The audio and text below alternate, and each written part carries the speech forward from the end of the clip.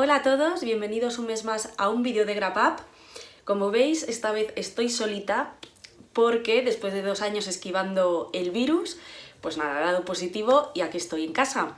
No me puedo juntar con Alfredo para pasárnoslo tan bien, como sabéis que nos lo pasamos mientras grabamos, pero bueno, para los que nos sigáis desde hace tiempo, recordaréis que antes también lo hacíamos así, en época de pandemia, y bueno, para los que nos seguís desde hace menos tiempo os explico que lo que voy a hacer es contaros los libros que he leído yo durante el mes de enero y luego ya Alfredo pasa a contaros los suyos y se despide de todos vosotros. Lo primero, también pido perdón por mi voz, que hoy está un poco mejor. Debe ser que con la cámara delante se anima, pero bueno, de vez en cuando si veis algunos cortes es que me ha traído un ataque de tos de estos que entran con el COVID, pero bueno, que empezamos. Dentro vídeo.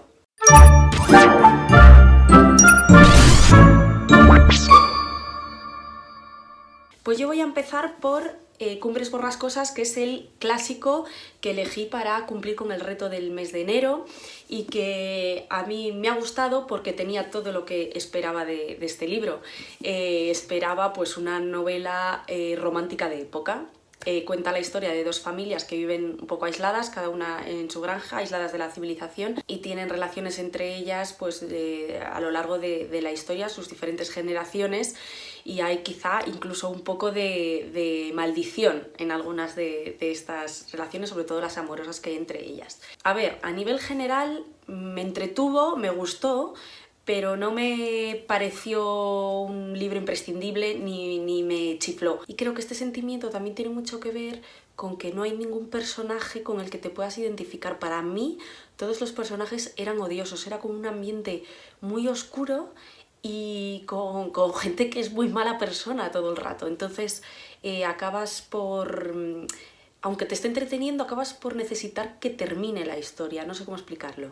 Una de las cosas que más me ha gustado de este libro es el formato en el que está escrito, porque creo que ayuda mucho a su lectura, que es pues una de las protagonistas que sirve en estas 2 granjas que de las familias protagonistas, pues va contando a un tercero, a un extraño que llega, la historia de las familias y quién es cada persona que él está conociendo. Tiene sus momentos, hay partes de la historia que quizás sí son un poco más densas y cuesta un poco más leer, pero en general es un libro entretenido. Paso ahora a hablaros de Ella y su gato, que bueno, forma parte de mis intentos de leer más novela japonesa, porque es una literatura que me gusta por su sencillez, pero que también tengo una relación un poco de amor-odio por las historias que cuenta, que muchas veces me parecen excesivamente simples. O sea, me gusta la sencillez que tienen al escribir. Creo que es una literatura como muy bonita de términos y de forma de escribir, de contar las historias, muy bella, pero al mismo tiempo las historias se me quedan siempre como muy escasas, como que necesito saber más o como que no creo que profundicen tanto en las cosas que a lo mejor solo a mí me apetecerían.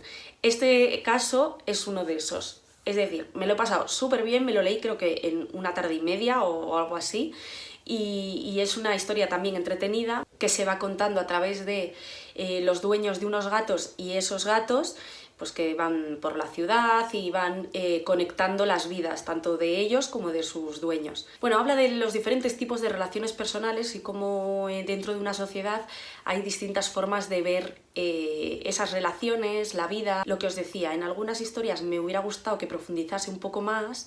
Hay a veces que ocurren cosas a un personaje que se dejan ahí sin explorar más o sin saber tú qué es lo que le ha pasado luego, y otros, sin embargo, pues hubiera prescindido de otras cosas que también cuenta. Así que bueno, sigo manteniendo esa relación un poco amor-odio con la literatura japonesa, que me sigue pareciendo preciosa, pero que los libros no me llegan a convencer del todo. Paso ahora a hablaros de La cita de Emilia Pardo Bazán. Después de leer Insolación de esta autora, pues me apetecía muchísimo seguir con ella y los Reyes me trajeron este libro que es precioso, que está ilustrado, bueno, la edición ya veis cómo es de tapadura, súper bonita, y luego tiene unas ilustraciones preciosas para cada cuento, porque es un libro de cuentos de terror. Como veis también tiene así también a doble página. Y bueno, pues a contaros que los cuentos me han gustado muchísimo, son muy cortitos y se disfrutan mucho porque a mí es que esta mujer me encanta cómo escribe. Algunos parece mentira que estén escritos hace tanto tiempo y otros, bueno, pues sí que se nota un poco la época. Sobre todo, también os digo que se nota la época en el terror, porque no hay terror por ningún lado para nosotros. Son libros que sí, en algunos momentos sí que generan algo de intriga, pero no dan miedo en ningún momento, y lo que sí tienen es como un escenario muy oscuro todos, eso sí que es común, y además creo que es un escenario que Emilia Pardo Bazán lo trabaja muy bien. Lo recomiendo, es un libro muy chulo para tener en la mesilla e ir leyéndose los cuentos poco a poco, y aparte en esta edición tan bonita que vamos, solo por la edición ya hay que comprárselo. Y sigo ahora con Muerte en la Vicaría de Agatha Christie, ya sabéis, mi lema de ni un mes sin Agatha Christie. De hecho, ahora estoy leyéndome otro, que ya lo veréis en el wrap up del mes que viene. Y bueno, este libro me hizo mucha ilusión porque es la primera vez que sale Miss Marple, que a mí ya sabéis que me encanta, en la serie de Agatha Christie. Y bueno, pues es un libro como los de ella, siempre con un caso en el que empieza pues con un muerto en la vicaría del pueblo, y como todos los del pueblo pequeñito donde viven están relacionados en algún momento con la persona que se muere, que además es un señor, no es spoiler porque empieza así, es un señor al que odia todo el pueblo. Entonces pues es más difícil saber quién ha podido ser, y porque todo el mundo tiene motivos para, o ha dicho alguna vez que lo quería matar. Así que nada, como siempre, se lee rapidísimo, me encantan cómo hace las historias esta mujer, en la que nos pone a todos a investigar el caso, siempre con sus... Este libro tiene hasta mapas de dónde apareció el cuerpo, cómo es el pueblo, para que veas un poco el camino que ha tomado cada persona y puedas hacer tú también tus investigaciones, y eso a mí es que me encanta. Me coloca siempre de protagonista del libro y con más ganas de leer, y a ver si mis cábalas coinciden con el final del libro. Así que yo es que Agatha Christie estaría todo el día leyéndola. Y os voy a hablar ahora de Inés y la alegría, que es el primer libro que leí en 2022 porque me apetecía muchísimo empezar con Almudena Grandes y porque era el último libro que me faltaba de Episodios de una guerra interminable y tenía muchísimas ganas de acabarlo. Me encanta cómo escribe esta mujer, ya lo sabéis, me encantan las historias que cuenta, algunas alucino todavía con que sean tan desconocidas dentro de la historia, y bueno, se ha convertido en uno de mis favoritos junto con Las bodas de Manolita y El lector de Julio Verne, aunque me gustan todos. Creo que voy a grabar un vídeo específico sobre esta colección porque me ha gustado un montón, así que creo que pronto tendréis un vídeo sobre los episodios de una guerra interminable de Almudena Grandes en el canal, porque es que necesito hablar de cada libro por separado, son todos maravillosos, cuentan unas historias geniales y no puedo dejar de recomendarlos. Me apetece muchísimo hablar de ellos y en este tipo de vídeos pues no tenemos tanto tiempo, así que creo que será una buena idea hacer un vídeo solo sobre estos 5 libros. En este caso el libro habla de un episodio que ocurre ya tras la guerra civil, cuando la dictadura ya está en España, y que protagonizan un grupo de exiliados franceses y que reciben la orden de cruzar los Pirineos e intentar una reconquista de España a través del Valle de Arán. La historia está súper bien contada, te habla también de personajes muy conocidos como La Pasionaria, otros dirigentes del Partido Comunista, Carrillo también está en la historia. Y también se puede ver muy bien, sobre todo cuando este ejército de republicanos llega al Valle de Arán, cómo se está viviendo en España la llegada de la dictadura, cómo en los pueblos pues todo el mundo está escondido, todavía todo el mundo desconfía de los vecinos, de la gente después de haber pasado la guerra. Creo que tiene muchísimos matices y como siempre la historia, sobre todo de la protagonista, es preciosa. Yo os recomiendo muchísimo toda esta colección. Para mí son unos libros que siempre recomendaré y que se quedarán para mí para siempre. Creo que algún día los releeré todos. Y nada, y con estos libros me despido. Os dejo ya a Alfredo para que os cuente los libros que ha leído él en enero. Yo voy a empezar mi repaso del mes de enero con 2 novelas que salieron a la venta precisamente en enero y como podéis ver, pues no me pude contener, las tuve que leer nada más salir y me gustaron mucho las dos. Voy a empezar con Las otras niñas de Santiago Díaz. 5 estrellas le di a esta novela, 5 estrellas bien grandes, porque me encanta. Sabéis que Santiago Díaz es de mis autores españoles favoritos de novela negra, junto con Domingo Villar. Me encantan sus novelas y en este caso pues no me ha defraudado, todo lo contrario, me ha gustado incluso más que sus novelas anteriores. Deciros, es la segunda parte de El buen padre. Son casos independientes y se pueden leer por separado, pero yo os recomiendo que leáis en orden, que primero leáis El buen padre y después Las otras niñas, porque eso hace que gane el disfrute que podáis hacer de tanto de la historia, obviamente, como de los personajes, porque la evolución de los personajes protagonistas creo que es muy importante y por eso hay que leerlo en orden. La premisa de esta novela: encuentran las huellas de uno de los hombres más buscados de la historia de España, de uno de los criminales más buscados, Antonio Anglés. En este caso, Santiago Díaz lo que hace es coger un punto de partida, que es ese caso tan espeluznante que sufrimos con las niñas de Alcácer, para ficcionar qué habría pasado y qué ocurriría si Antonio Anglés siguiera vivo. No os quiero contar más, no quiero hacer spoilers, pero es una novela que os recomiendo muchísimo. Por cierto, hice directo con Santiago Díaz en Empapelados, así que tenéis en IGTV, en Instagram, el directo, que es interesantísimo todo lo que nos cuenta sobre la elaboración del libro y pues eso, sobre cómo entiende el género y cómo es su proceso de escritura. Y os decía que Santiago Díaz es de mis autores favoritos y es que me tiene maravillado la capacidad que tiene este autor para en cada novela ofrecer algo completamente diferente. Pero no solamente algo completamente diferente a lo que nos suele dar el género, también completamente diferente a sus novelas anteriores. No tiene nada que ver Talión con El buen padre o con Las otras niñas, pero lo más curioso y lo que más encanto tiene o mérito tiene es que encima en todas esas novelas, por muy diferentes que sean, está muy presente la firma o la identidad del autor. Se identifica claramente que es una novela de Santiago Díaz y eso es algo muy difícil de conseguir. Además, creo que es un autor que maneja de maravilla los personajes y que es un must para toda la gente que le guste este género y os lo recomiendo mucho, muchísimo. Y la segunda novela que me leí nada más salir a la venta fue La vida secreta de Sara Brooks, de Santiago Vera. Es la primera novela de este autor y la verdad es que se ha puesto el listón muy alto para sus siguientes novelas porque es buenísimo. Es un thriller criminal que se lee sin parar, que te absorbe, de capítulos cortitos y que crea una atmósfera brutal en un pueblecito pequeño de Estados Unidos rodeado de bosque. Aquí el punto de partida es que aparece el cuerpo sin vida de una joven y se empieza a investigar quién ha podido matarla.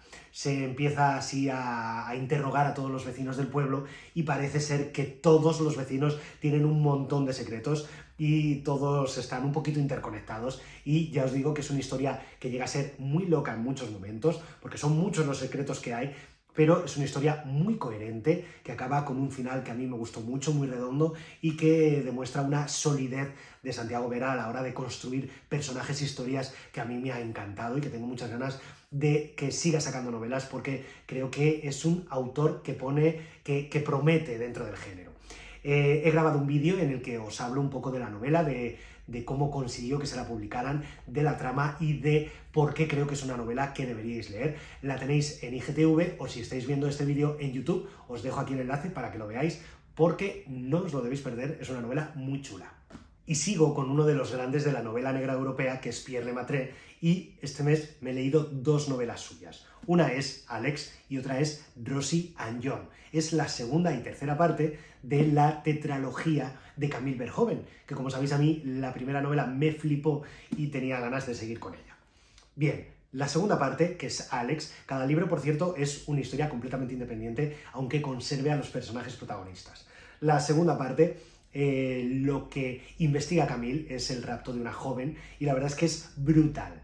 ¿Por qué? Es una historia que se reinventa cada poquísimo tiempo, que cambia por completo las reglas de la historia y que además te tiene todo el rato sin saber si tú, lector, te has posicionado del lado de los buenos o de los malos. O sea, me parece algo que solamente puede conseguir Pierre Lemaitre y hacerlo así de bien. Es una historia bastante psicológica y que en algunos momentos llega a ser incluso bastante dura, pero la verdad es que a mí me fascinó, el final es brutal y os recomiendo muchísimo que lo leáis porque no defrauda. Algo menos me gustó Rosie and John. Y y os voy a decir por qué. La premisa es buenísima. En este caso, Camille se enfrenta a un joven que ha escondido distintas bombas a lo largo de, bueno, por Francia, y dice que si no liberan a su madre de la cárcel, van a ir explotando una a una con las consecuencias que pueda tener eso.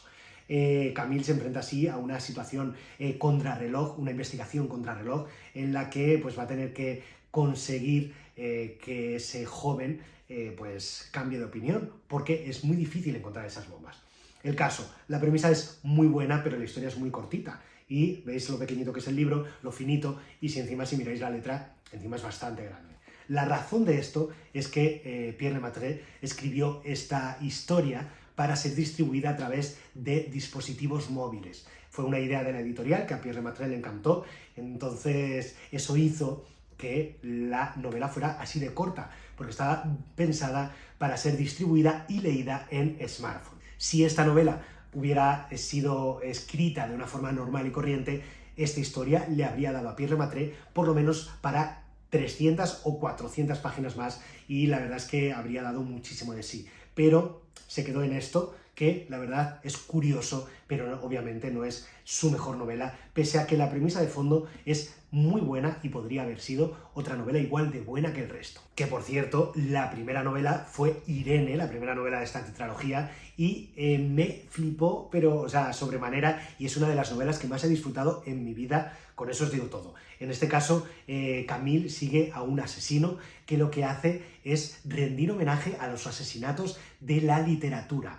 Es algo, o sea, es una idea que me parece maravillosa y que además la juega Pierre Lemaitre de maravilla. Todavía me queda uno por leer de esta tetralogía, que es Camille, y va a caer en breve. O sea, antes del verano lo voy a leer y ya habré terminado todas estas historias de Camille Verhoeven, y la verdad es que me va a dar mucha pena. Este último libro es de esos que quieres leértelo ya, pero dices, jolín, es que cuando me lo acabe ya no voy a tener más que leer de Camille. Entonces te da un poquito de pena, pero bueno, va a caer en breve. Y sigo con una novela muy especial que es Noche de Paz, de Mary Higgins Clark. Es la primera vez que leo a esta autora, pese a que es un clásico dentro del género, pero no sé por qué nunca la había leído. Pero en diciembre Eva me puso los dientes largos porque se leyó esta novelita para el reto del mes, y decidí que era el mejor momento para ponerme a leerlo, y además la misma novela que había leído Eva, y así ya podíamos comentar y comparar. El caso: Noche de Paz cuenta el secuestro de un niño en Nueva York en plena Nochebuena, y la verdad es que es una historia bastante dura y que me ha gustado muchísimo. Creo que para ser una novela tan cortita, Mary Higgins Clark consigue desarrollar los personajes psicológicamente un montón, consigue que el lector se implique emocionalmente muchísimo. En la segunda mitad del libro consigue un ritmo trepidante, policíaco trepidante, y además creo que es una historia que Eva me decía que le había dicho mucha gente que podía ser previsible. No voy a entrar en eso, yo creo que es una novela que la previsibilidad es lo de menos. Creo que es una de esas novelas que lo importante es el disfrute del durante, más allá del desenlace en sí. Creo que además tiene muchos mensajes de fondo, tiene sus valores, y que en cuanto al género policial es muy, muy efectista y funciona de maravilla. Así que os la recomiendo porque además mezcla muy bien, juega muy bien las cartas al plantear un secuestro en plena Navidad en una familia que se queda completamente rota al ver cómo se llevan a su hijo. Y cierro el wrap-up con mi gran decepción del mes, y quizá puede que del año, porque voy a criticar una novela de Arthur Conan Doyle y voy a criticar una historia de Sherlock Holmes, y me duele mucho porque soy muy fan. Y os estoy hablando del Valle del Miedo, que es una historia que os voy a decir por qué no me ha gustado. Está dividida en dos partes. Una primera parte en la que nos cuenta una investigación muy clásica de Sherlock Holmes, que disfruté muchísimo, me encantó, maneja súper bien el misterio, además se van de Londres para investigar, o sea, tiene todo lo que yo le pido a una historia de Sherlock Holmes. Pero en la segunda mitad del libro lo que hace es justificar o contarnos con detalle el cómo uno de los personajes que estuvieron involucrados en esa investigación inicial llegó a ese punto. Entonces nos encontramos con una segunda parte que parece un libro completamente nuevo, completamente independiente, en una segunda parte en la que Sherlock Holmes no sale para nada, y me vais a perdonar. Esa segunda parte está bien escrita, ojo, pero me vais a perdonar, pero yo no leo a Arthur Conan Doyle, yo no leo una historia de Sherlock Holmes para que no salga Sherlock Holmes. No, ni Watson, para eso me leo otra cosa. Entonces eso me decepcionó mucho porque pese a que realmente esté bien construida esa segunda parte, yo estuve completamente fuera todo el rato, no me interesaba y pues fue un fiasco. Pues hasta aquí nuestro wrap-up del mes de enero. Esperamos que en febrero lo grabemos otra vez juntos, porque esto de grabarlos separados ya se nos hace raro y no nos gusta tanto. Y además que lo podamos grabar juntos y los dos bien, con voces decentes, que este wrap-up de enero está así. Así que nada, deciros que este wrap-up creo que es de los más largos que hemos grabado hasta ahora en Empapelados, porque en enero hemos empezado demasiado a tope el año y hemos leído demasiadas novelas, pero bueno, eso nunca es malo. Así que nada, hasta el próximo wrap-up.